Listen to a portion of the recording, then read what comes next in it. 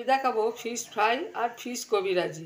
প্রথমে আমি 2 আঁটি ধনেপাতা, 10টা কাঁচা লঙ্কা নিয়েছি, একটা গোটা রসুন নিয়েছি আর অল্প একটু আদা নিয়েছি। এগুলো আমি পেস্ট করব। আর এতে দেবো 2টো পেঁয়াজ। এগুলো আমি ভালো করে আগে পেস্ট করে নেব। আমি মাছেতে 2টো লেবু ভালো করে মাখিয়ে রেখে দেবো। এবার এই পেস্টেতে আমি মাছগুলো খুব ভালো করে ডুবিয়ে দেবো, খুব ভালো করে মাখিয়ে রাখবো।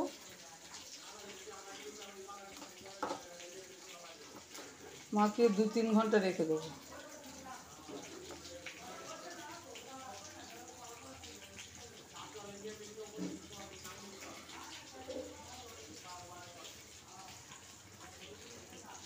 সব পেস্ট দিয়ে খুব ভালো করে মাখিয়ে রেখেছি। 2 ঘন্টা আগে রেস্টে রেখে দেবো। 1 ঘন্টা ম্যারিনেট করা হয়ে গেছে। এবার এটাকে আমি ডুবিয়ে এতে আমি অ্যারারুট, ময়দা গুঁড়ো, ব্যাটারে ময়দা দিয়েছি, লাল লঙ্কা গুঁড়ো দিয়েছি, মরিচ দিয়েছি, নুন দিয়েছি, দিয়ে খুব ভালোভাবে এটাকে ফেটিয়ে নিয়েছি। এতেই আমি মাছের মাখানোগুলো ব্যাটারে ডোবাবো। আমি এটাকে এবার শেপে তৈরি করব। ছুরির পেছনটা দিয়ে ভালো করে শেপ তৈরি করব, করে রেখে দেবো। এতে তেল বসিয়েছি, এবার তেলে তো ওই ফিশ ফ্রাইগুলো ছেড়ে দিলাম।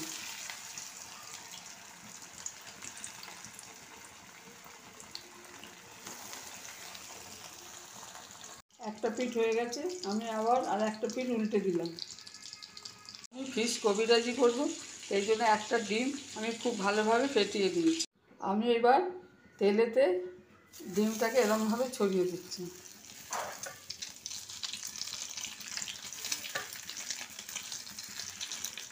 একদম কম আঁচ করেতে।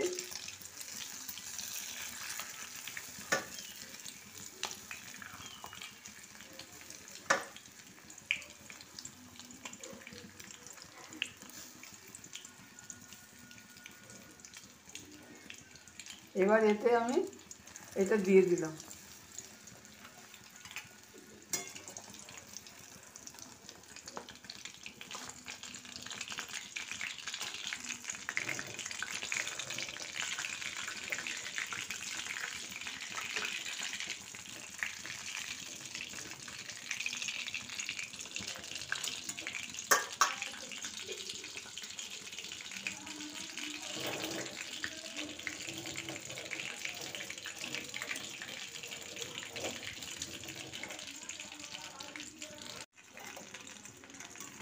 আমার ফিশ কবিরাজি রেডি হয়ে গেল।